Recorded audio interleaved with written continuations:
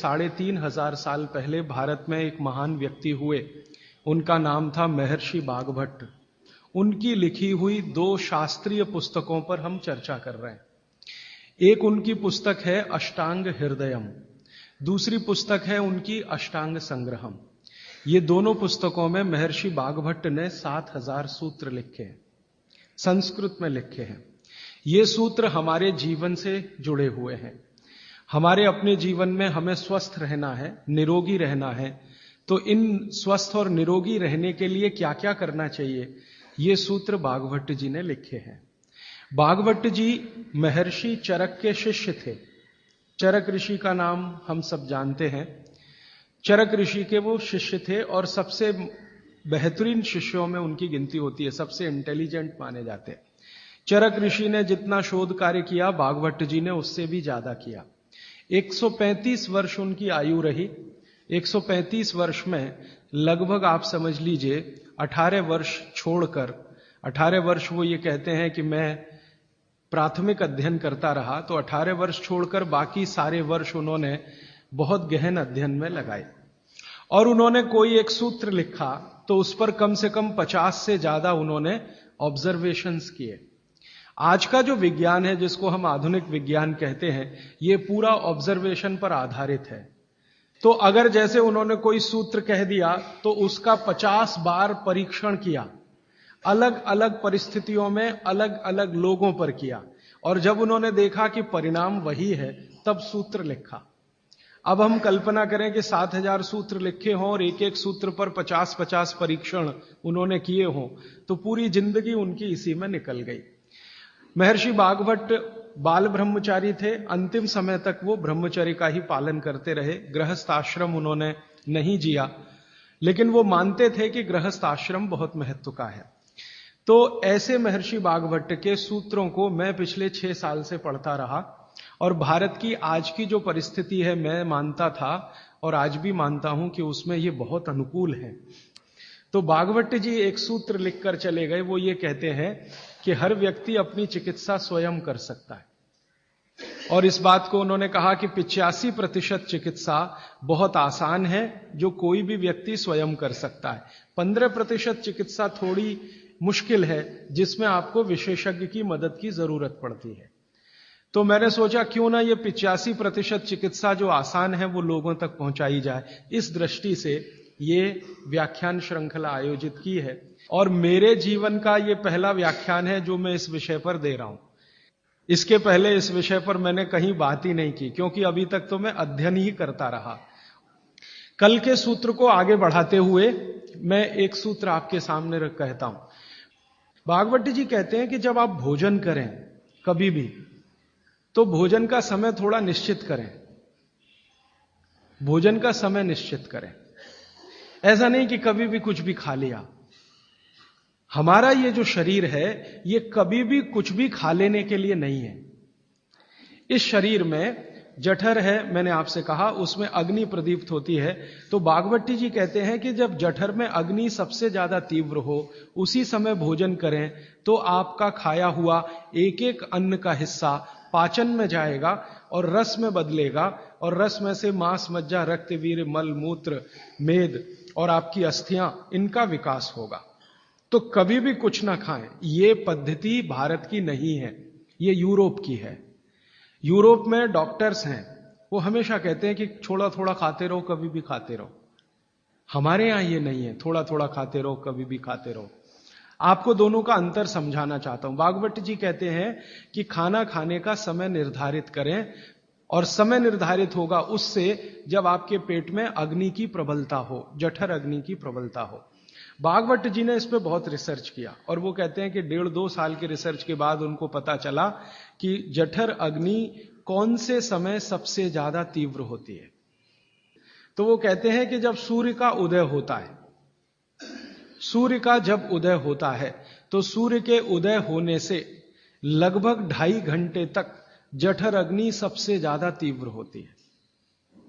सूर्य के उदय होने से, सूर्य का उदय होना आप चेन्नई के हिसाब से सोच लीजिए, मान लीजिए 7 बजे, तो 7 बजे से लेकर 9:30 बजे तक जठर अग्नि सबसे ज्यादा तीव्र होगी। हो सकता है यही सूत्र अरुणाचल प्रदेश में मैं बात करूं तो वो 4 बजे से 6:30 का समय आ जाएगा, क्योंकि अरुणाचल प्रदेश में सूर्य 4 बजे निकल आता है। अगर मैं सिक्किम में बात करूंगा तो और 15 मिनट पहले हो जाएगा, और यही बात अगर मैं गुजरात में जाकर करूंगा तो आपसे समय थोड़ा भिन्न हो जाए। तो सूर्य के साथ इसको ध्यान रखें। तो सूर्य का उदय जैसे ही हुआ उससे अगले 2.5 घंटे तक जठर अग्नि सबसे ज्यादा तीव्र होती है। तो भागवत जी कहते हैं कि इस समय सबसे ज्यादा भोजन करें, इस समय सबसे ज्यादा भोजन करें।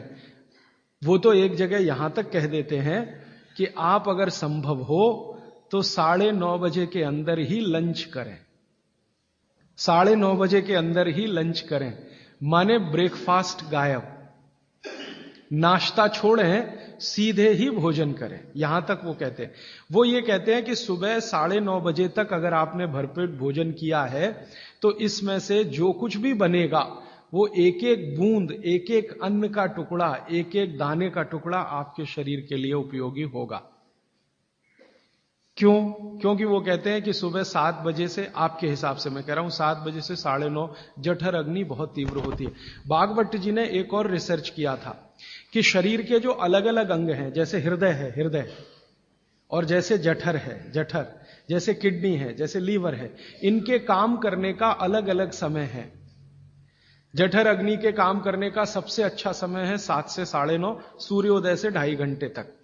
फिर इसी तरह से हृदय, हृदय के काम करने का समय है सबसे ज्यादा ब्रह्म मुहूर्त से 2.5 घंटे पहले। ब्रह्म मुहूर्त आप समझते हैं 4, 4:30, तो 2, सवा 2 बजे, 1:30 बजे से लेकर 4 बजे के बीच में हार्ट सबसे ज्यादा सक्रिय होता है, और सबसे ज्यादा हार्ट अटैक उसी समय में आते हैं। किसी भी डॉक्टर से पूछ के देख लीजिए, क्योंकि हृदय जब सबसे ज्यादा सक्रिय होगा तो हृदय घात भी उसी समय होगा। इसलिए 99% हार्ट अटैक अर्ली मॉर्निंग्स में ही होते हैं, क्योंकि हृदय के काम करने का उस समय सक्रियता सबसे ज्यादा है। इसी तरह हमारा लीवर है, इसी तरह किडनी है। इसकी पूरी एक सूची मैंने बनाई है, बाहर पुस्तकों में है, इसलिए विस्तार में मैं नहीं जाता। संकेत के लिए आपसे कह रहा हूं कि हर शरीर के अंग का काम करने का एक निश्चित समय है, प्रकृति ने तय किया है, उसको भगवान ने तय किया है। तो आपका जठर अग्नि है, ये सबसे अच्छा 7 से 9:30। तो आप भरपेट खाना खाइए, ठीक है। फिर आप बोलेंगे जी दोपहर को भूख लगी तो थोड़ा और खा लीजिए, लेकिन भागवत जी कहते हैं कि सुबह का खाना सबसे ज्यादा, अगर आज की भाषा में मैं कहूं तो आपका जो ब्रेकफास्ट है ना, वो हैवियर से हैवियर होना चाहिए, भारी से भारी ब्रेकफास्ट। जितना खाते हैं ज्यादा भी खा लीजिए, कोई फर्क नहीं पड़ता। सुबह के नाश्ते में भरपेट खाइए। फिर वो कहते हैं दोपहर का भोजन अगर आप कर रहे हैं तो इसको थोड़ा कम करिए, नाश्ते से।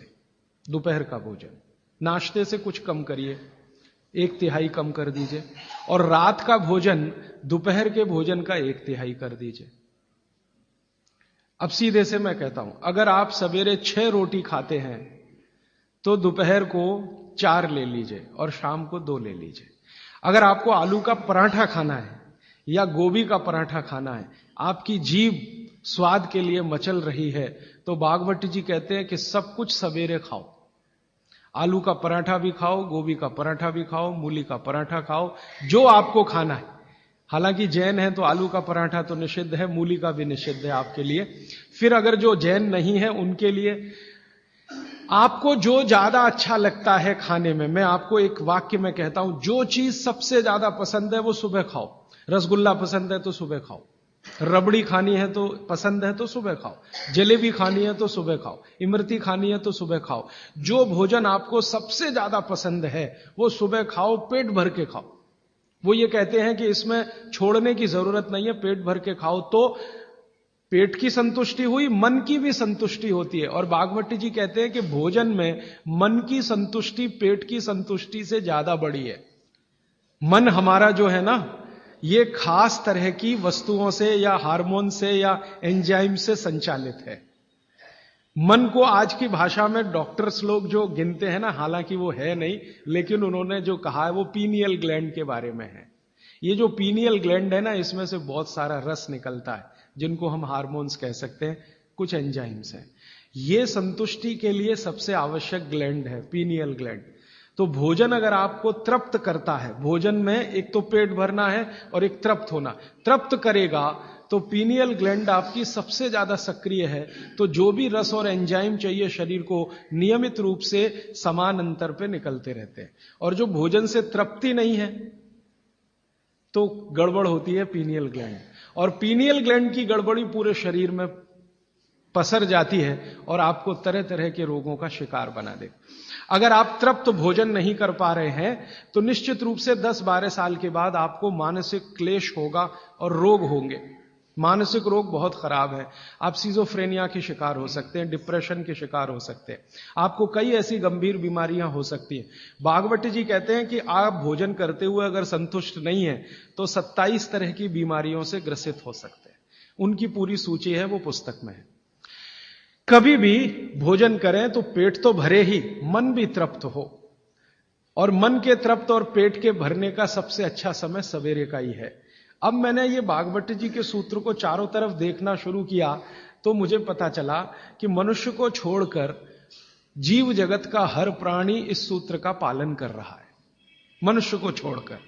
क्योंकि मनुष्य को मैं मूर्ख मानता हूं, हालांकि मनुष्य अपने को होशियार समझता है, लेकिन मनुष्य से ज्यादा होशियार ये जीव जगत के प्राणी हैं। आप चिड़िया को देखो, चिड़िया, कितने भी तरह की चिड़िया, सवेरे सूरज उगते ही उसका खाना शुरू हो जाता है और भरपेट खाती है। 6 बजे के आसपास आप राजस्थान में निकल जाओ, गुजरात में निकल जाओ, सब चिड़िया अपने अपने काम पे लगी हुई है, खाना खाने में खूब जम के खाती है। और पेट भर गया, उसके 4 घंटे के बाद ही पानी पीती है, दोपहर को ही पानी पीती। गाय को देखो, सुबह उठते ही सूरज जैसे ही निकलेगा गाय का खाना शुरू हो जाएगा, भैंस का खाना शुरू हो जाएगा, बकरी, बकरे, भेड़, गधा, घोड़ा सब सुबह उठते ही खाना खाना शुरू करेंगे और पेट भर के खाएंगे, छक के खाएंगे, फिर दोपहर को आराम करेंगे। तो ये सारे जानवर, सारे जीव जंतु, आप सांप को देखो, बिच्छू को देखो, कीड़ी को देखो, चींटी को देखो, चींटे को देखो, सब जानवर, सब जीव जंतु जो हमारी आंखों से दिखते हैं, जो नहीं भी दिखते हैं, ये सबका भोजन करने का समय सवेरे सूर्योदय का ही है। सूर्योदय के साथ ही ये सब भोजन करते हैं, इसलिए ये हमसे ज्यादा स्वस्थ रहते हैं। मैंने आपको कई बार ये कहा है, आप उसको हंस देते हैं, किसी भी चिड़िया को डायबिटीज नहीं होता, किसी भी बंदर को हार्ट अटैक नहीं आता। बंदर तो आपके नजदीक है ना शरीर रचना में, बस बंदर और आप में एक ही अंतर है कि उसको पूंछ है, आपको नहीं है, बाकी सब कुछ एक ही है। आपका हृदय बंदर का हृदय, आपका लीवर बंदर का लीवर, आपकी किडनी बंदर की किडनी, सब कुछ समान है। मां का गर्भाशय, बंदरिया का गर्भाशय, सब समान है, एक ही अंतर है, उसको पूछे, आपको नहीं है। तो ये बंदर को कभी भी डायबिटीज नहीं, आर्थराइटिस नहीं, कोई कुछ नहीं, कोई कुछ नहीं। मेरे एक बहुत अच्छे मित्र हैं डॉक्टर रविंद्रनाथ शानबाग, वो रहते हैं कर्नाटक में। कर्नाटक में एक उडुपी नाम की जगह है, वहां रहते हैं, बहुत बड़े प्रोफेसर हैं, मेडिकल कॉलेज में काम करते हैं। उन्होंने एक बड़ा गहरा रिसर्च किया। उन्होंने कहा कि मैंने जिंदगी भर, माने 15-16 साल उन्होंने एक रिसर्च किया कि बंदर को बीमार बनाओ,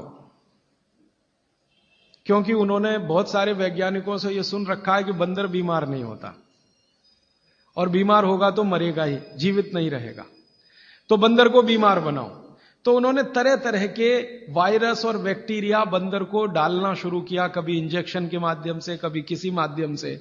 वो कहते हैं कि मैं 15 साल असफल रहा, बंदर को कुछ नहीं हो सकता। और मैंने कहा कि आपने ये बता दिया कि ठीक है बंदर को कुछ नहीं हो सकता। वो कहते हैं कि मैंने बहुत कोशिश किया कि उसके ब्लड का कोलेस्ट्रॉल बढ़ा दूं, बढ़ता ही नहीं। तब उन्होंने एक दिन रहस्य की बात बताई, वो आपको भी मैं बता देता हूं कि बंदर का जो ब्लड है ना, उसका RH फैक्टर दुनिया में सबसे आदर्श है। और आपका RH फैक्टर जब नापता है ना कोई डॉक्टर, तो बंदर से ही कंपेयर करता है, वो बताता नहीं आपको, ये अलग बात है। कंपैरिजन बंदर से ही होता है। कारण उसका है कि उसको कोई बीमारी आ नहीं सकती, ब्लड में कोलेस्ट्रॉल बढ़ता नहीं, ट्राइग्लिसराइड कभी बढ़ता नहीं, डायबिटीज कभी होती नहीं, शुगर कितनी भी बाहर से इंट्रोड्यूस करो उसके ब्लड में टिकती नहीं। तो वो प्रोफेसर साहब कहते हैं यार ये सब एक ही चक्कर है कि बंदर सवेरे ही सवेरे भरपेट खाता है, जो आदमी नहीं खा पाता। तो वो प्रोफेसर रविंद्रनाथ शानबाग ने कुछ अपने मरीजों को कहा कि देखो भैया, बंदर की तरह से खाओ, माने सुबह सुबह भरपेट खाओ। तो उनके कई मरीज हैं जिन्होंने पर उन्होंने एक्सपेरिमेंट किया, और वो मरीज बताते हैं कि जब से उन्होंने सुबह भरपेट खाना शुरू किया, किसी की डायबिटीज माने शुगर कम हो गई, किसी का कोलेस्ट्रॉल कम हो गया, किसी के घुटने का दर्द कम हो गया, किसी के कमर का दर्द कम हो गया, किसी का कुछ, गैस बनना बंद हो गई, पेट में जलन होना बंद हो गई, नींद अच्छी आने लगी, वगैरह वगैरह सारे इंप्रूवमेंट वो बोलते हैं होते हैं। तब से वो चिल्ला चिल्ला कर कहते हैं, और ये बात भागवत जी 3500 साल पहले कहते हैं कि सुबह का खाना सबसे अच्छा, माने सबसे ज्यादा खाना है, सबसे अच्छा खाना है, जो भी स्वाद आपको लगता है वो सुबह ही खाइए। तो सुबह का खाना फिक्स करिए, समय तय करिए। तो समय मैंने आपको बता दिया, सूरज उगा और 2.5 घंटे तक, माने 9:30 बजे तक, ज्यादा से ज्यादा 10 बजे तक आपका भोजन हो जाना चाहिए। और ये भोजन तभी होगा जब आप नाश्ता बंद करेंगे। ये नाश्ता हिंदुस्तानी चीज नहीं है, ये अंग्रेजों की है। और आप जानते हैं ना हमारे यहां चक्कर क्या चल गया, नाश्ता थोड़ा कम करेंगे, लंच थोड़ा ज्यादा करेंगे, डिनर उससे भी ज्यादा करेंगे। सवा सत्यानाश, एकदम उल्टा। भागवत जी कहते हैं कि नाश्ता सबसे ज्यादा करो, लंच उससे कुछ कम करो, डिनर सबसे कम करो। हमारा बिल्कुल उल्टा चक्कर है, डिनर सबसे ज्यादा, लंच उससे कुछ, और नाश्ता सबसे कम। ये अंग्रेज और अमरीकियों के लिए नाश्ता कम है। कारण पता है, वो लोग नाश्ता हल्का ही करें तो उनके लिए अच्छा है, हमारे लिए नाश्ता ज्यादा ही करना बहुत अच्छा है। कारण उसका एक ही है कि अंग्रेजों के देश में सूर्य नहीं निकलता, साल में 8-8 महीने तक सूरज के दर्शन नहीं होते। और ये जो जठर अग्नि है ना, ये सूरज के साथ सीधे संबंधित है। जैसे जैसे सूर्य तीव्र होगा, अग्नि तीव्र होगी, जैसे जैसे सूर्य कम होगा, अग्नि भी कम होगी। तो यूरोप और अमेरिका में सूरज निकलता नहीं, साल में 8-8 महीने बर्फ पड़ती है, -40 डिग्री सेंटीग्रेड तापमान होता है, तो वहां जब सूरज है नहीं तो जठर में अग्नि हो नहीं सकती, तो वो नाश्ता हैवी नहीं कर सकते, करेंगे तो उनको तकलीफ हो जाएगी। इसलिए मैंने सबसे पहले दिन जो सूत्र बोला था, अपनी आबो हवा, अपना पर्यावरण, अपना वातावरण, अपनी तासीर, इसको ध्यान में रखकर ही चलें। तो आपके देश की जो आबो हवा और तासीर है वो ये कि हर दिन सूरज निकलता है, सुबह निश्चित रूप से निकलता है, अगले दिन भी निकलेगा, करोड़ों साल से निकल रहा है, अगले करोड़ों साल तक निकलेगा। इसलिए भारत में every morning is good morning, सभी सुबह अच्छी है। यूरोप वाले तरसते हैं गुड मॉर्निंग के लिए, अच्छी सुबह होती नहीं वहां, इसलिए हर एक आदमी दूसरे को विश करता है, may I wish you to have a good morning, इसलिए वो गुड मॉर्निंग वाले लोग हैं। हमारे यहां तो every morning is good morning, तो हम गुड मॉर्निंग में क्यों फंसे हुए हैं? तो गुड मॉर्निंग से निकलिए, नमस्ते में आइए, नमस्कार में आइए, वड़क्कम में आइए। ये गुड मॉर्निंग आपके लिए काम की चीज नहीं है। और ये गुड मॉर्निंग जुड़ी हुई है आपके पेट से। जितनी अच्छी सुबह होगी, माने सूर्य जितना अच्छा होगा, उतनी तीव्र जठर अग्नि होगी, उतना ही अच्छा भोजन करिए। तो वो कहते हैं कि सुबह का खाना आप भरपेट खाइए, माने नाश्ते को लंच में बदल दीजिए, ठीक है, 9:30 बजे तक, 10 बजे तक ज्यादा से ज्यादा। फिर आप इसमें तर्क और कुतर्क मत करिए, जी हमको दुकान जाना है, हमको ऑफिस जाना है, हमको दुनियादारी संभालनी है, किसके लिए? इसी पेट के लिए ना। ये दुनियादारी कर किसके लिए? आप इसी पेट के लिए ना। तो पेट तो दुरुस्त होने के लिए भागवत जी कह रहे हैं कि भाई इसको संभाल लो तो दुनियादारी संभलती है। और ये गया तो दुनियादारी संभाल के करेंगे क्या? मान लीजिए पेट ठीक नहीं है, स्वास्थ्य ठीक नहीं है, आपने 10,000 करोड़ कमा लिया, क्या करेंगे? डॉक्टर को ही देंगे ना। तो डॉक्टर को देने से अच्छा किसी गौशाला वाले को दे दीजिए, पेट दुरुस्त कर लीजिए। तो पेट आपका है तो दुनिया आपकी है, ये आप जान लीजिए। इसलिए पेट को दुरुस्ती के लिए भागवत जी कहते हैं सुबह का खाना भरपेट खाइए, माने आप बाहर निकलें घर के तो छक्कर खाना खा के निकलिए, भोजन करके ही निकलिए। दोपहर को 12 बजे से 1 बजे के बीच में जठर अग्नि की तीव्रता कम होना शुरू होती है, तो उस समय थोड़ा कुछ हल्का खाएं, माने जितना सुबह खाया उससे कुछ कम खाएं तो अच्छा है, ना खाएं तो और भी अच्छा है। खाली फल खा लें, जूस पी लें, दही पी लें, मट्ठा पी लें, आदि आदि। शाम को फिर खाएं। अब शाम का भागवत जी कहते हैं कि आपने एक चीज देखी है ना, वो बहुत प्रकृति से सीखने की जरूरत है। दीपक भरा तेल का दीपक आप जलाना शुरू करिए तो पहली लौ खूब तेजी से जलेगी, ठीक है, और अंतिम लौ भी तेजी से जलेगी। माने दीपक जब बुझने वाला होगा तो बुझने से पहले वो बहुत तेज जलेगा। यही पेट का भी नियम है। जठर अग्नि सुबह सुबह बहुत तीव्र होगी और शाम को जब सूर्यास्त होने जा रहा है तब भी तीव्र होगी, बहुत तीव्र होगी। तो कहते हैं शाम का खाना सूरज के रहते रहते खा लो। सूरज डूबा तो अग्नि भी डूबी। तो वैसे तो जैन दर्शन में कहा है रात्रि भोजन निषेध है, भागवत जी भी यही कहते हैं, तरीका अलग है बस। आप अहिंसा के लिए कहते हैं, वो स्वास्थ्य के लिए कहते हैं। वो ये कहते हैं शाम का खाना तो सूरज डूबने के बाद दुनिया में कोई नहीं खाता। गाय को खिला के देख लो, नहीं खाएगी। भैंस भी नहीं खाती, खिला के देख लो। बकरी भी नहीं खाएगी, बकरा गधे को खिला के देख लो, खाता नहीं। हां, बिल्कुल नहीं खाता। आप खाते हैं तो आप अपने को कंपेयर कर लीजिए कि किसके साथ हैं आप। कोई जानवर, कोई जीव राशि सूरज डूबने के बाद खाती नहीं, तो आप क्यों खा रहे हैं? प्रकृति का नियम भागवत जी कहते हैं पालन करिए। माने रात का खाना जल्दी कर दीजिए सूरज के रहते रहते।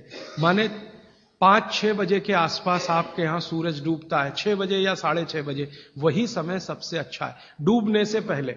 अब कितना पहले? तो भागवत जी ने उसका कैलकुलेशन दिया, 40 मिनट पहले। सूरज डूबने का समय पता कर लीजिए। चेन्नई में सूरज शाम को 7 बजे डूब रहा है तो 6:20 तक। 6 बजे डूब रहा है तो 5:20 तक। यह हिंदुस्तान के किसी भी कोने में चले जाइए, सूरज डूबने से 40 मिनट पहले का ही निकलेगा। तो 40 मिनट पहले शाम का खाना खा लीजिए और सुबह का तो सूरज निकलने के 2.5 घंटे तक कभी भी खा लीजिए। दोनों समय पेट भर के खा लीजिए। फिर कहेंगे जी रात को क्या? तो रात के लिए भागवत जी कहते हैं कि एक ही चीज है रात के लिए, कि आप कोई तरल पदार्थ ले सकते हैं, जिसमें सबसे अच्छा उन्होंने दूध कहा है।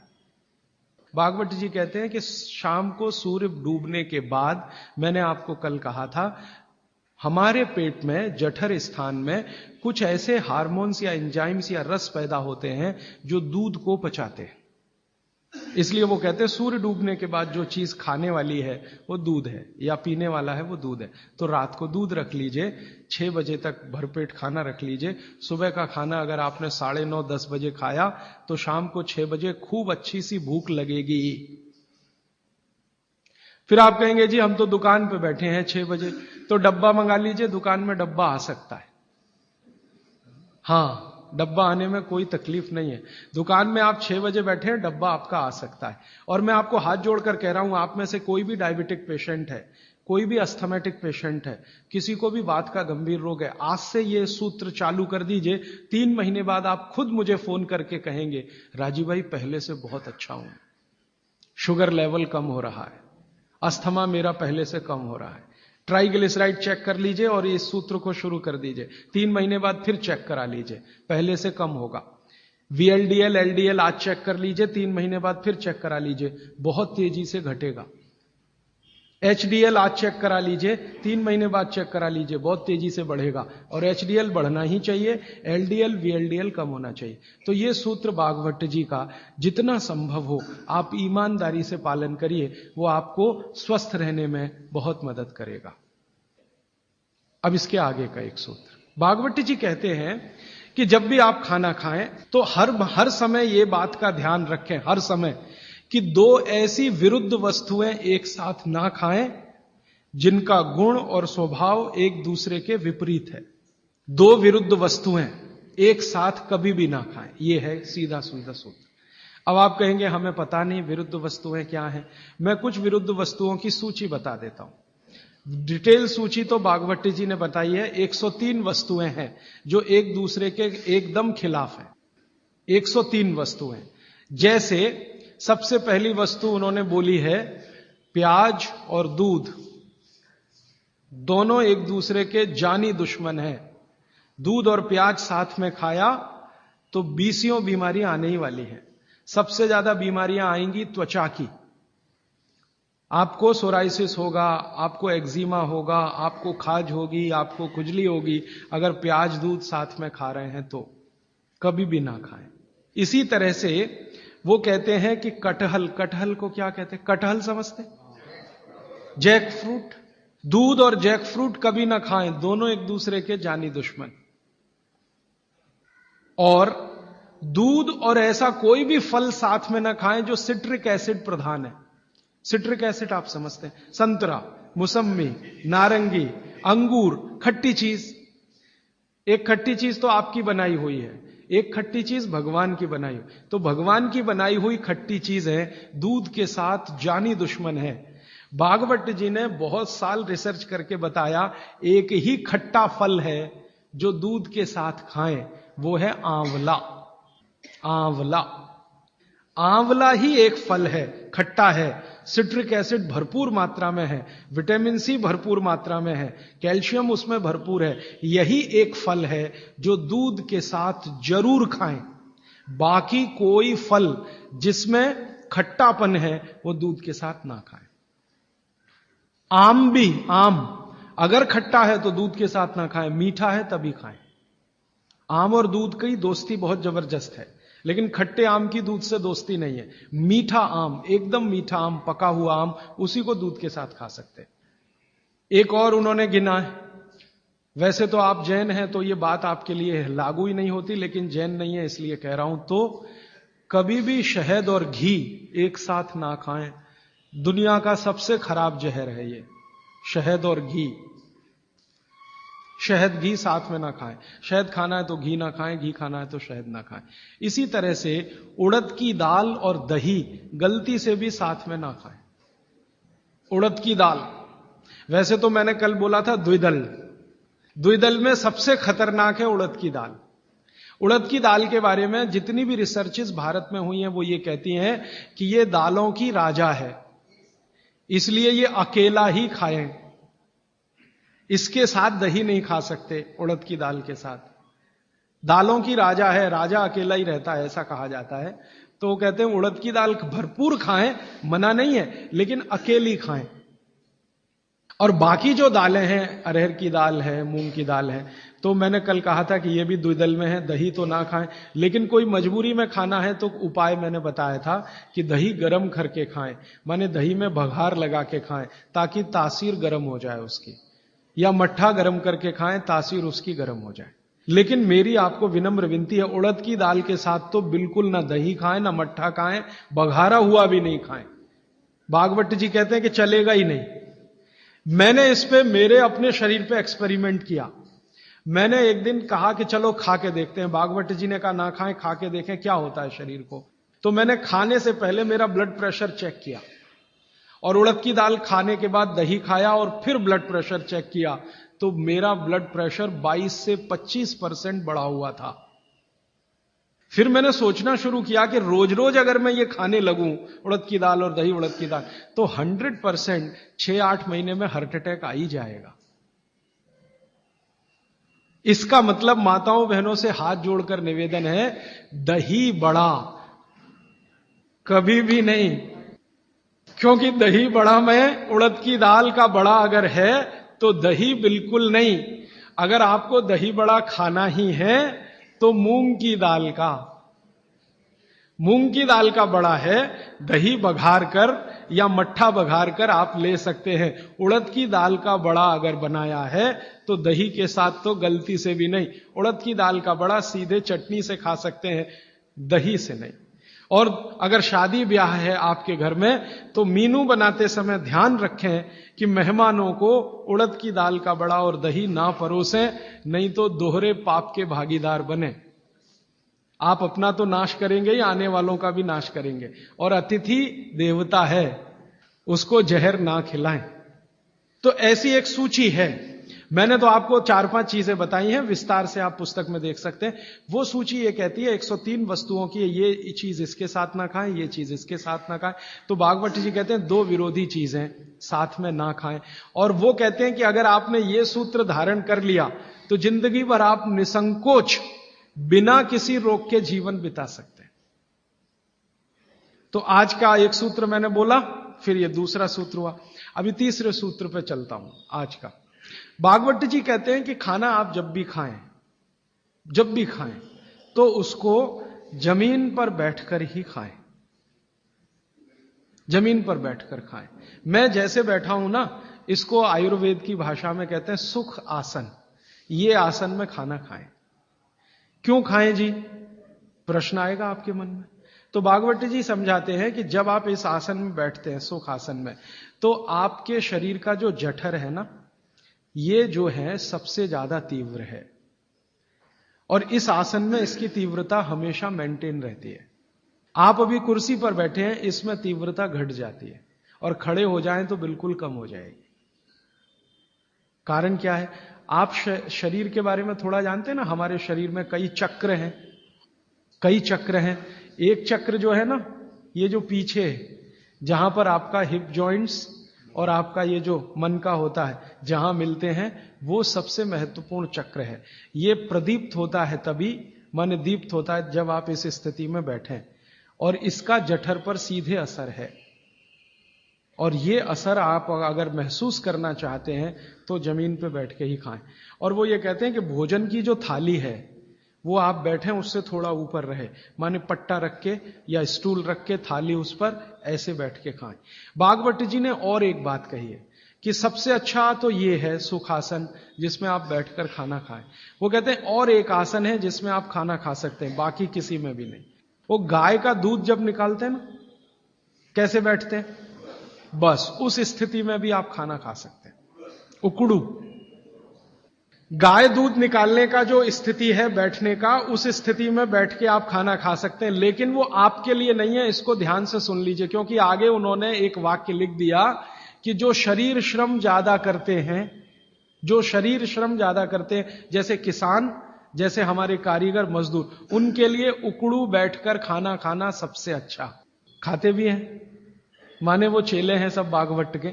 और आप जो शरीर श्रम कम करते हैं, आपके लिए इस आसन में बैठकर खाना खाना अच्छा। अब आप आज से एक ऑब्जर्वेशन कर लीजिए कि जितने लोग इस बात से परेशान हैं कि उनका पेट आगे निकल आया है, वो इस आसन में बैठ के खाना खाना शुरू कर दें, और 3 महीने के बाद फिर देखें तो उनका पेट पहले से कम ही होगा, आगे नहीं आएगा। और ये जो डाइनिंग टेबल पे बैठ के खाना खाएंगे, पेट आगे निकलता ही जाएगा, क्योंकि कुर्सी आपके लिए बनी नहीं है, यह अंग्रेजों के लिए बनी है। अंग्रेजों के लिए कुर्सी इसलिए बनी है कि ठंड बहुत है ना, तो जॉइंट्स कड़क रहते हैं उनके, सभी जॉइंट्स कड़क होंगे, कठोरता आएगी। आपके यहां गर्मी बहुत है तो आपके जॉइंट्स में फ्लेक्सिबिलिटी है, तो आप आसानी से जमीन पर बैठ सकते हैं। कोई अंग्रेज नहीं बैठ सकता जैसे मैं बैठा हूं, अमरीकी नहीं बैठ सकता, क्योंकि घुटने कड़क हैं, हिप जॉइंट्स कड़क हैं, बैठने में तकलीफ है। तो उन्होंने अपनी तकलीफ को कम करने के लिए कुर्सी का आविष्कार किया है। आधे तो बैठे, पूरे नहीं बैठ सकते, तो वो आपके लिए नहीं है कुर्सी, ये अंग्रेजों की देन है। तो मेरी आपको विनती है कि डाइनिंग टेबल पे खाना ना खाएं। तो आप कहेंगे जी ले लिया तो बहुत सारा कचरा भर रखा है आपने घर में, क्या करेंगे उसका? हमको हिंदुस्तानियों को पिछले 60-70 साल में या 100 साल में एक गजब बीमारी हुई है, दुनिया भर का कचरा घर में लाके रखना। हाँ, ये इतनी खराब बीमारी आई है हमको कि बिना सोचे बिना समझे कचरा ला के घर में रखना। रसोइयों में मैं घरों में जाता हूं ना, टीन टपरे के इतने डब्बे होते हैं, खाली हैं, फेंकेंगे नहीं, संभाल के संभाल के संभाल के, कब काम आएंगे मालूम नहीं, लेकिन वो भरते ही जाते हैं, भरते ही जाते हैं। रसोई में इतने डिब्बे डब्बियां हैं, काम के शायद उसमें आधे भी नहीं है, लेकिन रखा हुआ है। पता नहीं कचरे से इतना मोह क्यों है। जो बाहर फेंकना चाहिए वो घर में सजा सजा के रखा हुआ है। और फेंकने की बात करो, अरे पता नहीं कभी काम आ जाए, और वो कभी 60 साल में भी नहीं आता, 100 साल में भी नहीं आता। तो उसी कचरे में मैं गिनता हूं आपकी डाइनिंग टेबल। अब आप जरा हिसाब निकालो जी, ये आपने लाके रखी है डाइनिंग टेबल, मान लो ये 100 स्क्वायर फीट की है, 10 बाई 10 की है, या मान लो 50 स्क्वायर फीट की है। 50 स्क्वायर फीट की जगह आपने घर में घेर रखी है, क्या भाव है मद्रास में जगह का? 3000 रुपए स्क्वायर फीट, और 50 स्क्वायर फीट आपने घेर के रखा है। जरा जोड़ लो ना 3000 में 50 का गुणा करके और रोज का हिसाब निकाल लो। तो एक तो खरीदा तब आपने पैसा बर्बाद कर दिया, अब इसको जगह को घेर के बर्बाद कर दिया आपने। तो अगर बन सके तो डाइनिंग टेबल निकाल दें, नहीं निकाल सकते तो कोने में रख दें। अब आखिरी बात, आप कहेंगे राजीव भाई कुछ तो ऐसी बात करो, ये डाइनिंग टेबल ले आए तो इसका कुछ तो उपयोग करो। तो अगर आप सच में ईमानदारी से डाइनिंग टेबल पे बैठ के ही खाना खाना चाहते हैं तो कुर्सी पर ऐसे बैठ जाएं जैसे मैं बैठा हूं। डाइनिंग टेबल की कुर्सी है ना, मोह है आपको, उससे छूटता नहीं है। तो भागवत जी तो मना करते हैं, मैं उसमें एक सजेशन दे रहा हूं कि जैसे मैं आसन में बैठा हूं कुर्सी पे भी ऐसे ही बैठ जाइए, आलती पालती मार के फिर खा लीजिए। लेकिन अच्छा तो नहीं है, लेकिन बीच का कोई रास्ता तो है। अब डाइनिंग टेबल निकले इसमें तो समय लगेगा, क्योंकि मन से नहीं निकलती। शरीर से निकलना तो आसान होता है, मन से नहीं निकलता। पता नहीं कितने कितने पैसे जमा करके ये हम लाए थे, अब ये निकले कैसे। तो आप उसका अगर सच में उपयोग करना चाहते हैं तो डाइनिंग टेबल पे कुर्सी पे ऐसे बैठ जाइए, आसन मार के आलती पालती मार के फिर खा लीजिए। और नहीं है अगर डाइनिंग टेबल तो बहुत सुखी है, मत लाइए, मेरी तो विनती है, मत लाइए। उसकी जगह लाना है तो छोटे छोटे पटरे ले आइए, जो आपके रसोई में बैठ के आप खाएं तो बहुत अच्छा है। अब आगे का एक सूत्र, बहुत अच्छा सूत्र है। भागवत जी कहते हैं कि खाना जब दोपहर को खाएं और सुबह खाएं, सुबह और दोपहर, ये दो बात। वो ये कहते हैं कि दोपहर और सुबह का खाना खाएं। वैसे तो वो कहते हैं दोपहर का ना खाएं, दोपहर का खाना सवेरे खाएं। लेकिन अगर आप खा ही रहे हैं तो वो ये कहते हैं कि तुरंत विश्रांति लें, खाते ही विश्रांति लें, खाते ही आराम करें, काम कोई ना करें। सुबह का खाना अगर 10 बजे खाया या 12 बजे खाया या 11 बजे खाया तो खाते ही विश्रांति लें। कब तक? 20 मिनट। 20 मिनट 20 मिनट विश्रांति लें। और उसको उन्होंने एक्सप्लेन किया है कि वो विश्रांति जो होनी चाहिए वो आपके शरीर को, जो बायां हाथ है इसको नीचे करके दाएं हाथ को ऊपर करके वाम कुक्षी अवस्था में लेटें। अब वाम कुक्षी को सरल भाषा में समझाता हूं। भगवान विष्णु को लेटे हुए देखा शेषनाग पर, बस उसी परिस्थिति में लेटे, उसी स्थिति में लेटे। विष्णु भगवान शेषनाग पर लेटे हुए, वो वाम कुक्षी की अवस्था है। खाना खाने के बाद हमेशा दोपहर को और सुबह इस अवस्था में जरूर लेटें। क्यों? Left side. आप जानते हैं हमारे शरीर में 2 नाड़ियां हैं, वैसे तो 3 हैं, 3 नाड़ियां, एक सूर्य नाड़ी है, एक चंद्र नाड़ी है, एक मध्य नाड़ी है। ये जो सूर्य नाड़ी है यही भोजन को पचाने में मदद करती है। सूर्य नाड़ी तभी चलती है जब आपकी चंद्र नाड़ी कम हो। भोजन पचाना है सुबह का और दोपहर का, सूर्य नाड़ी तीव्र होनी ही चाहिए। तो लेफ्ट साइड में लेटो तो तुरंत सूर्य नाड़ी शुरू हो जाती है। वैसे तो अगर आप स्वस्थ हैं तो खाना खाते ही आपकी सूर्य नाड़ी अपने आप शुरू हो जानी चाहिए। नहीं हो रही है तो लेफ्ट साइड में लेट जाइए, लेटते ही शुरू हो जाएगी। 20 मिनट जरूर लेटें। फिर आप कहेंगे जी नींद आ गई, तो भागवत जी कहते हैं ले लो एक झपकी। वो ये कहते हैं रोको मत इस नींद को। जो सूत्र उन्होंने लिखा है कि दोपहर भोजन के बाद या सुबह भोजन के बाद अगर आपको आलस्य है शरीर में तो वो कहते हैं कि बिना संकोच इस झपकी को ले लो। 20 मिनट की झपकी ले लो, ज्यादा से ज्यादा 40 मिनट की ले लो, इसके आगे नहीं। तो अगर आप भोजन के बाद इस विश्रांति ले लें 20 से 40 मिनट, तो अगले आधे दिन काम करने को बहुत एनर्जी आपके पास आएगी। आप चाहें तो आज ही करके देख लें। मैं इस सूत्र को वैसे कल विस्तार से समझाने वाला हूं। भागवत जी ने कल एक सूत्र, माने कल मैं उस सूत्र को लूंगा, उसमें उन्होंने ये कहा है कि शरीर के 14 वेग होते हैं, वेग, उनको कभी भी रोके नहीं। उसमें से निद्रा है, नींद जो है ना, ये एक वेग है। तो वो कहते हैं कि दोपहर के खाने के बाद अगर आलस्य आ रहा है तो ये स्वाभाविक है, क्योंकि खाना खाते ही जठर अग्नि प्रदीप्त होगी। अग्नि प्रदीप्त होने के लिए मैंने आपसे कल समझाया था ना, ब्लड की जरूरत पड़ेगी। तो सारे शरीर का खून पेट में रहता है जब तक खाना पचता है, तो बाकी अंगों को खून की कमी है तो प्रेशर बढ़ेगा। सारा खून एक जगह आएगा तो दूसरे अंगों पे तकलीफ आएगी कि नहीं? तो ब्रेन को प्रेशर आता है, तो ब्रेन रिलैक्स होना चाहता है, इसलिए भोजन के बाद आपको सुस्ती आएगी ही। ये प्रकृति का नियम है। तो आप ले लेना उस नींद को, छोड़ते क्यों है? बहुत कीमती है, लोगों को मिलती नहीं। गोलियां खाते हैं फिर भी नहीं आती। करोड़ों रुपए लेने वालों को मैंने देखा है, आती ही नहीं है नींद। आपको आ रही है तो बात बहुत सुखी है, तो आप दोपहर की झपकी ले लें। और माताओं बहनों को तो विशेष विनती है, क्योंकि आपका घर का काम भी कुछ कम नहीं है। किसी भी फैक्ट्री को चलाना बहुत आसान है, घर चलाना बहुत मुश्किल काम है। और घर में भी सबसे मुश्किल काम है बच्चों को बड़ा करना। मैं मानता हूं दुनिया में इससे बड़ा कोई काम नहीं। तो आपको काम तो घर में भी है, आप भी भोजन के बाद एक झपकी लेने का नियम बना ही लो। सब काम छोड़कर झपकी ले लो आप। क्योंकि मैं आपसे यह कह रहा हूं कि आपके शरीर के स्वस्थ रहने से ज्यादा बड़ा कोई काम नहीं है दुनिया में। जो आपका शरीर दुरुस्त रहेगा तो घर आगे भी ठीक से चलता रहेगा। इसलिए कोई संकोच नहीं, कोई लिहाज नहीं, कोई शर्म नहीं। सास की शर्म नहीं, ससुर की शर्म नहीं, पति की शर्म नहीं, बच्चों की शर्म नहीं। आपने दोपहर का खाना खाया, झपकी ले ही लो। 20 मिनट से 40 मिनट, जिंदगी आपकी सुखी रहेगी, जिंदगी भर आप सुखी रहेंगे। इसमें कोई शर्म की बात नहीं है, यह शरीर की जरूरत है।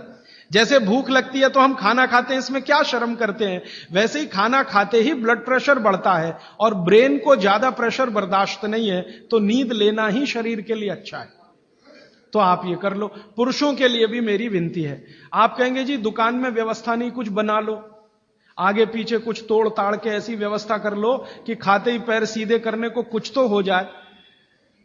आप कहेंगे जी बैंक में काम करते हैं, बीमा कंपनी में काम करते हैं, तो मैं अमेरिका यूरोप की उन कंपनियों की लिस्ट दे देता हूं जहां पर यह नियम बन चुका है। आपके बैंक और बीमा वालों को वो लिस्ट दिखा दो कि जब ये अमेरिका और कनाडा और ब्रिटेन और ऑस्ट्रेलिया और न्यूजीलैंड में कानून बन सकता है तो हिंदुस्तान में क्यों नहीं। बागभट्ट तो हिंदुस्तान के थे।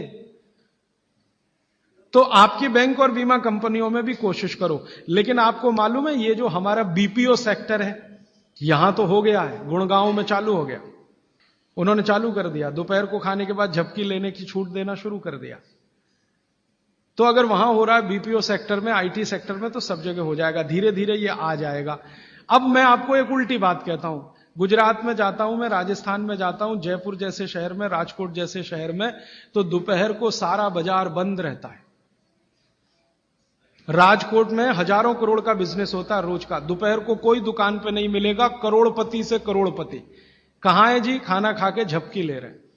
बहुत सुखी लोग हैं, बहुत सुखी लोग हैं। काठियावाड़ में मैंने देखा है, क्या पोरबंदर, क्या राजकोट, क्या जामनगर, क्या जूनागढ़, क्या अमरेली, दोपहर को बाजार खुलेगा ही नहीं। और मैंने तो ऐसे ऐसे लोगों को देखा है कि ग्राहक आके खड़ा है करोड़ों रुपए लेके। सेठ जी कहेंगे जी शाम को आना 4 बजे के बाद। अरे सेठ जी मेरे पास बैग भरा है रुपयों का, शाम को ले आना, मुझे अभी इतनी फुर्सत नहीं है, मैं नींद ले रहा हूं। बहुत सुखी लोग हैं, समय का सही सदुपयोग कर रहे हैं। अब कुछ लोग गालियां देते हैं, क्या निकम्मे लोग हैं, दोपहर को सोते हैं। सोना ही चाहिए। पूना में आप चले जाइए, पेशवाई के जमाने से पूना के लोग दोपहर को खाने के बाद जरूर नींद लेते हैं। पेशवा ने इसके लिए बहुत प्रचार किया था, बागवट के इस सूत्र का। तो वहां भी है, पूना में भी है। जो पुराने शहर है ना हिंदुस्तान में, हर जगह ये देखने को मिलेगा, दोपहर के खाने के बाद सब झपकी लेंगे ही। तो कर्नाटक में भी है, तमिलनाडु का मुझे मालूम नहीं क्योंकि ज्यादा मैं घूमा नहीं। लेकिन आप ये ध्यान रखो कि ये जो नियम आप पालन करो तो ये प्रकृति के अनुकूल है, शरीर के अनुकूल है, इसलिए इसमें शर्म नहीं, झिझक नहीं। अच्छा, अब इसका उल्टा सूत्र है आगे का। वो ये कहते हैं कि दोपहर और सुबह के खाने का अगर आपने नींद लिया है खाने के तुरंत बाद, तो रात का भोजन माने शाम का भोजन, रात से मतलब हमेशा शाम, ध्यान रखना। तो शाम के भोजन के बाद कभी भी विश्रांति नहीं लेना, उल्टा है बिल्कुल। सुबह का भोजन किया तब तो विश्रांति जरूरी है, शाम का भोजन किया तो 2 घंटे तक विश्रांति नहीं लेना। 2 घंटे माने 6 बजे खाना खा लिया तो 8 बजे ही जाना सोने के लिए, उसके पहले नहीं। 5 बजे खाया तो 7 बजे, 2 घंटे तो विश्रांति लेना ही नहीं। क्यों? सुबह का जो है क्रम शाम को उल्टा है। सुबह सूर्य का प्रकाश है, पवन का स्पर्श बहुत तीव्र है, शाम को सूर्य का प्रकाश बिल्कुल नहीं है। तो शरीर की बायोकेमिस्ट्री पूरी बदल जाती है सुबह और शाम। सुबह कुछ तरह के हार्मोन्स हैं, शाम को दूसरे तरह के हार्मोन्स। तो शाम के लिए वो ऑब्जर्वेशन करके कहते हैं कि कभी भी खाने के बाद तुरंत सोना नहीं। अगर सोएंगे तो हार्ट अटैक, डायबिटीज, सब बीमारी आने की संभावना। तो शाम को खाने के 2 घंटे बाद तक ना सोएं, सुबह खाते ही जरूर विश्रांति लें। अब आके एक तीसरा सूत्र उन्होंने लिखा है, दोनों को शायद मिलाया उन्होंने। वो कभी भी एक्सट्रीम पे नहीं गए भागवत जी, बीच में ही रहे, मिडिल मार्ग है, मध्य मार्ग है।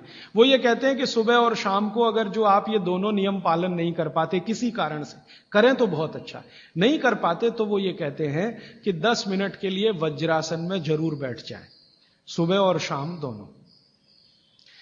सुबह का नियम अगर आप पालन नहीं कर पाते, माने विश्रांति नहीं ले पा रहे किसी कारण से, और शाम का भी नियम पालन नहीं कर पा रहे हैं, 2 घंटे तक आपको सोना नहीं है किसी भी कारण से, कारण कुछ भी हो, तो वो ये कहते हैं वज्रासन में जरूर बैठें 10 मिनट। वज्रासन आप सब समझते हैं, ये ऐसे पैर पीछे करके बस 10 मिनट बैठ जाइए खाने के बाद, सुबह भी और शाम को भी।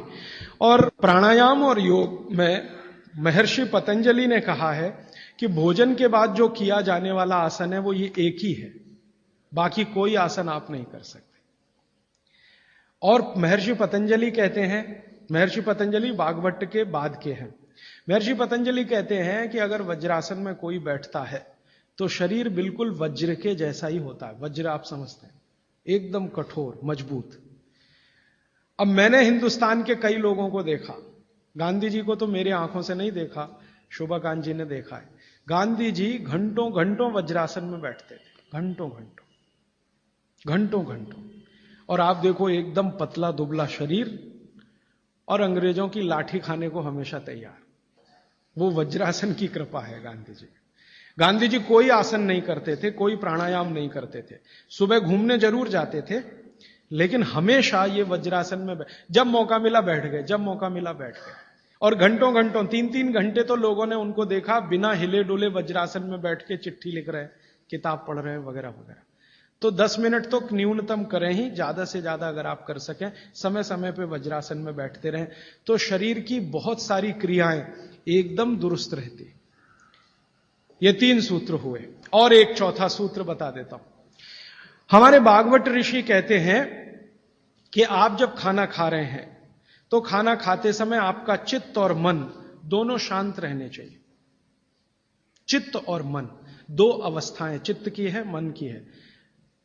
मॉडर्न साइंस में ना चित्त है ना मन है, वो ब्रेन की बात करते हैं, माइंड की बात करते हैं। माइंड अलग है, मन अलग है, ब्रेन अलग है, चित्त अलग। तो वो कहते हैं चित्त और मन दोनों शांत रहें। तो चित्त और मन को शांत रखने का क्या उपाय है? तो शायद इसी के लिए हमारे देश में ये है कि भजन करें खाने के पहले, या ईश्वर की प्रार्थना करें खाने के पहले। अगर ईश्वर की प्रार्थना आप कर रहे हैं, कोई सूत्र बोल रहे हैं, तो निश्चित रूप से आपके मन और चित्त में शांति आएगी। तो खाने के पहले मन और चित्त को शांत करें, भजन के द्वारा, या तो भगवान की प्रार्थना के द्वारा, कोई मंत्र के द्वारा, कोई सूत्र के द्वारा, जैसे आप करना चाहें वो करें। और एक सूत्र बहुत महत्व का, वैसे तो मैं परसों कहने वाला हूं, लेकिन आज मैं कह रहा हूं इसलिए क्योंकि वो इससे जुड़ा हुआ है।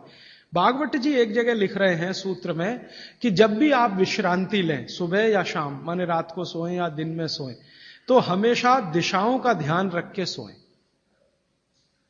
अब यहां पे वास्तु घुस गया, वास्तुशास्त्र, वास्तु भी विज्ञान है। तो वो कहते हैं कि इसका जरूर ध्यान रखें। क्या ध्यान रखें? तो वो कहें हमेशा आपको विश्रांति लेते समय सिर सूर्य की दिशा में रहे। सूर्य की दिशा माने पूर्व की दिशा, और पांव पश्चिम में रहे। और वो कहते हैं कि अगर कोई बहुत मजबूरी आ जाए, कोई भी मजबूरी के कारण आप पूर्व में सिर नहीं कर सके, तो दक्षिण में जरूर कर लें, साउथ में। तो या तो ईस्ट और या साउथ। जब भी आराम करें, लेटें, तो सिर हमेशा पूर्व में ही रहे, पांव हमेशा पश्चिम में रहे। और कोई मजबूरी हो तो दूसरी दिशा है दक्षिण, दक्षिण में सिर रखें, उत्तर में पांव। आगे के सूत्र में भागवत जी कहते हैं कि उत्तर में सिर करके कभी भी ना सोएं, उत्तर, नॉर्थ। फिर आगे के सूत्र में लिखते हैं कि उत्तर की दिशा मृत्यु की दिशा है, सोने के लिए।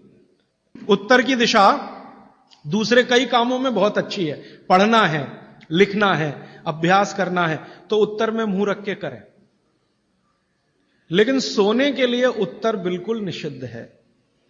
अब भागवत जी ने लिख दिया, मैंने देखना शुरू किया, जब से ये पढ़ा तो मैं गांव में भी बहुत जाता हूं, तो कई बार गांव में मैंने ऐसी स्थिति देखी है, किसी का मृत्यु हुई तो मुझे अंतिम संस्कार में जाना पड़ा, तो मैं देखता हूं कि वहां पंडित जी खड़े हो गए अंतिम संस्कार के सूत्र बोलना, तो पहला ही सूत्र वो बोलते हैं संस्कृत में, हर गांव में पंडित जी, मृत का शरीर उत्तर में करो, माने सिर उत्तर में करो।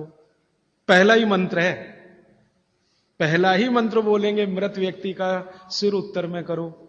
और हमारे देश में आर्य समाज के एक संस्थापक रहे स्वामी दयानंद सरस्वती, उन्होंने भारत में जो संस्कार होते हैं ना, जन्म का संस्कार है, गर्भाधान संस्कार है, मृत्यु भी एक संस्कार है, तो उन्होंने एक पुस्तक लिखी है संस्कार विधि, उसमें पहला ही सूत्र है मृत्यु के लिए। तो उसमें वो कह रहे हैं कि सबसे पहले मृत व्यक्ति का सिर उत्तर में करो, उसके बाद विधि शुरू करो। अब ये तो हुआ भागवत जी का, दयानंद जी का वगैरह। अब मैं विज्ञान जोड़ रहा हूं इसमें, ये मेरा अपना एक्सप्लेनेशन है। क्यों? आज का जो हमारा दिमाग है ना, ये क्यों के बिना मानता नहीं। हां, क्यों ऐसा करें? कारण उसका बिल्कुल साफ है। आधुनिक विज्ञान ये कहता है कि आपका जो शरीर है और आपकी जो पृथ्वी है, इन दोनों के बीच में कोई बल काम करता है, पृथ्वी और शरीर के बीच में। इसको हम कहते हैं गुरुत्व आकर्षण बल, ग्रेविटेशनल फोर्स। अब ये कैसे काम करता है? पृथ्वी के बारे में आप जानते हैं, पृथ्वी का उत्तर, पृथ्वी का दक्षिण, ये दोनों सबसे ज्यादा तीव्र हैं गुरुत्व आकर्षण के लिए। पृथ्वी का उत्तर, पृथ्वी का दक्षिण एक चुंबक की तरह से काम करता है गुरुत्वाकर्षण के लिए। आपका जो शरीर है, इसका यह है उत्तर, सिर जो है ना शरीर का उत्तर है और पांव दक्षिण है। तो सिर का उत्तर और पृथ्वी का उत्तर, आप अगर पृथ्वी में उत्तर की दिशा में सिर करके सो गए, भागवत जी कहते नहीं सोना, मान लो सो गए, तो आपका सिर का उत्तर और पृथ्वी का उत्तर, उत्तर दोनों साथ में आए तो फोर्स ऑफ रिपल्शन काम करता है। विज्ञान यह कहता है फोर्स ऑफ रिपल्शन माने प्रतिकर्षण बल लगेगा। तो आप ऐसे ऐसे समझो इसको कि ये उत्तर है और आपने उत्तर में सिर किया, तो उधर से एक प्रतिकर्षण बल आपके शरीर पर काम करेगा। तो ये प्रतिकर्षण बल जब शरीर पर काम करेगा, धक्का देने वाला बल, तो आपके शरीर में संकुचन आएगा, कॉन्ट्रैक्शन। और शरीर में अगर संकुचन आया तो ब्लड प्रेशर पूरी तरह से कंट्रोल के बाहर जाएगा, क्योंकि ब्लड को भी प्रेशर आएगा। क्योंकि शरीर को प्रेशर आया ना, तो शरीर में खून है, खून को भी प्रेशर आएगा, और अगर खून को प्रेशर है तो नींद आएगी ही नहीं। मन में हमेशा धड़पड़ चलती रहेगी, हृदय की गति हमेशा तीव्र रहेगी। तो उत्तर की दिशा पृथ्वी की है, जो नॉर्थ पोल कहलाती है। हमारे शरीर का उत्तर ये है सिर। अगर ये दोनों एक ही दिशा में हो, फोर्स ऑफ रिपल्शन काम करेगा, प्रतिकर्षण बल लगेगा, शरीर में संकुचन आएगा, नींद आएगी ही नहीं। अब इसका उल्टा कर लो, आपका सिर दक्षिण में कर दो, ठीक है? पृथ्वी का दक्षिण में आपका सिर कर दो, तो आपका सिर तो नॉर्थ हुआ और पृथ्वी का दक्षिण हुआ, साउथ हुआ। तो आपका नॉर्थ माने उत्तर और पृथ्वी का दक्षिण, ये दोनों एक दिशा में हैं, तो फोर्स ऑफ अट्रैक्शन काम करेगा, एक बल आपको खींचेगा। और अगर आपके शरीर पर खिंचाव पड़ेगा, मान लीजिए आप लेटे हैं और ये पृथ्वी का दक्षिण है और इधर आपका सिर है, तो आपको खींचेगा अगर कोई, तो शरीर थोड़ा सा बड़ा होगा। जैसे रबर खींचती है ना, इलास्टिसिटी, ऐसे ही शरीर में थोड़ा सा बढ़ाव आएगा। जैसे ही शरीर थोड़ा सा बढ़ा तो बॉडी में रिलैक्सेशन आ गया। आप अंगड़ाई लेते हैं ना, एकदम शरीर को तान देते हैं, फिर क्या लगता है? बहुत अच्छा लगता है, क्योंकि शरीर को ताना तो उसके बाद शरीर में थोड़ा बढ़ाव आया, आप बहुत रिलैक्स फील करेंगे। तो इसलिए भागवत जी ने कहा कि दक्षिण में सिर करेंगे तो शरीर पर फोर्स ऑफ अट्रैक्शन है, उत्तर में सिर करेंगे तो फोर्स ऑफ रिपल्शन है। फोर्स ऑफ रिपल्शन में शरीर पर दबाव पड़ता है, फोर्स ऑफ अट्रैक्शन में खिंचाव पड़ता है। खिंचाव और दबाव एक दूसरे के विपरीत हैं। दबाव से शरीर में संकुचन आएगा तो खिंचाव से शरीर में थोड़ा सा फैलाव आएगा। तो फैलाव है तो आप सुखी नींद लेंगे और उस पर दबाव है तो नींद नहीं है। इसलिए उन्होंने बहुत बेहतरीन विश्लेषण दिया है। यह विश्लेषण मैं मानता हूं जिंदगी के सारे मानसिक रोगों को खत्म करने का अकेला है सूत्र। नींद अच्छी अगर ले रहे हैं आप तो समझ लीजिए दुनिया में बहुत सारी चीजें आपके शरीर से बाहर। भोजन अच्छा है, नींद अच्छी है, और क्या चाहिए।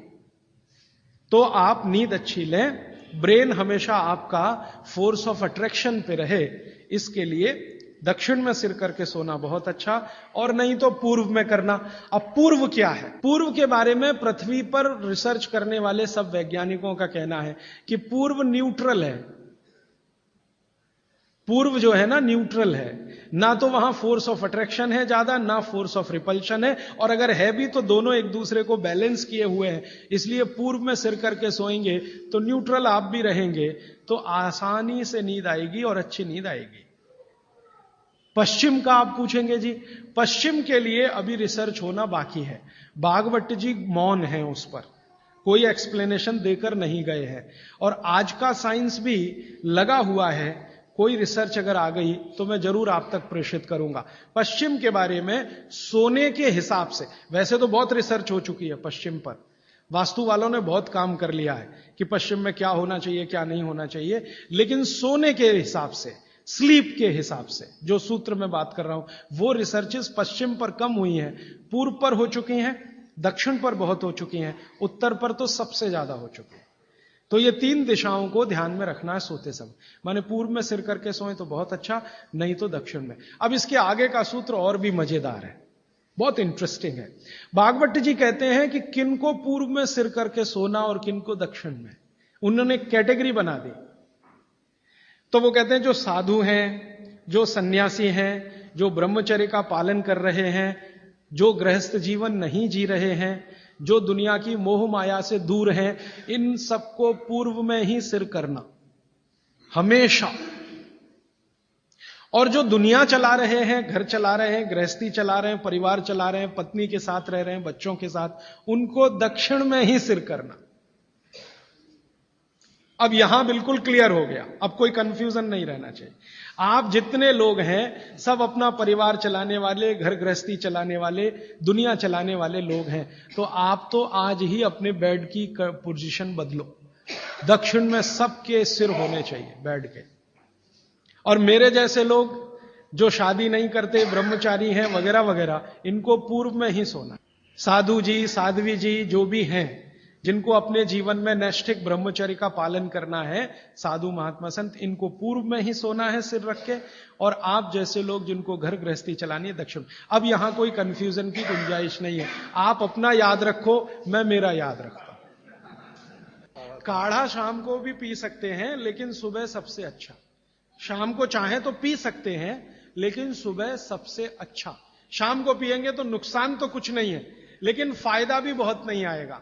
फायदा सबसे ज्यादा काढ़े का लेना है तो सुबह का ही। इनको चाय पीने की आदत है सुबह उठते ही, बहुत लोगों को होगी। इसका नुकसान बताएं। देखिए, मैं एक ही मिनट में आपको बताना चाहता हूं कि चाय जो आप बनाते हैं उसमें चाय से ज्यादा नुकसान है चीनी। ये जो शुगर है ना, चीनी, इसका चाय के साथ कोई मेल नहीं है। अगर आप चाय पी रहे हैं, मैं से तो मत पिए, क्योंकि आपकी तासीर के अनुकूल नहीं है। चाय के जो केमिकल है ना, भारत के लिए उपयोगी नहीं है, भारत में रहने वाले लोगों के लिए। यूरोप और अमेरिका के लिए बहुत अच्छी है यही चाय, हमारे लिए वो जहर है। कॉफी तो और भी ज्यादा, गर्म देशों में चाय कॉफी अच्छी नहीं है। फिर भी अगर आप पी रहे हैं, आप मानते हैं कि खराब है, लेकिन क्या करें, आदत से मजबूर है, तो मैं एक तरीका बता देता हूं। वो तरीका यह है कि चीनी की जगह गुड़ की चाय पी लीजिए। क्यों पी लीजिए वो समझिए।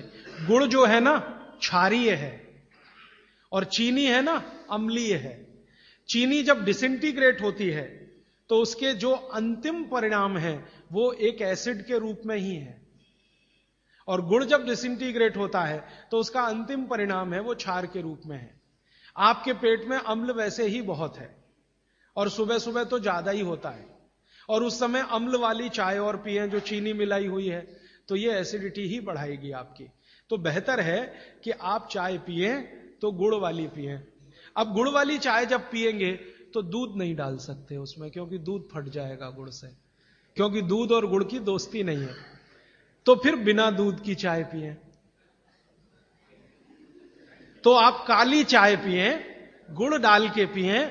और मेरी छोटी सी एक बात अगर मान लें कि अगर काली चाय गुड़ डालकर आप पी रहे हैं तो थोड़ा सा नींबू का रस डालें तो न्यूट्रलाइज होगी ये।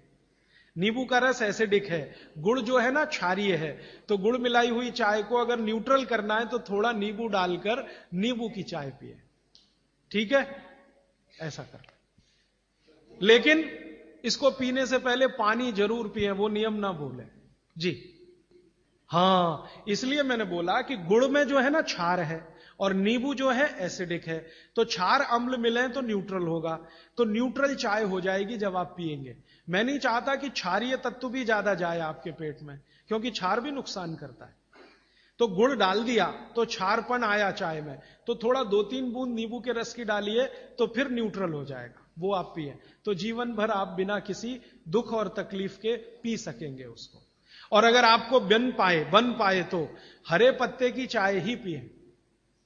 ये जो चाय आती है ना बाजार में, टी डस्ट, ये आप में से किसी के लिए भी अच्छी नहीं है।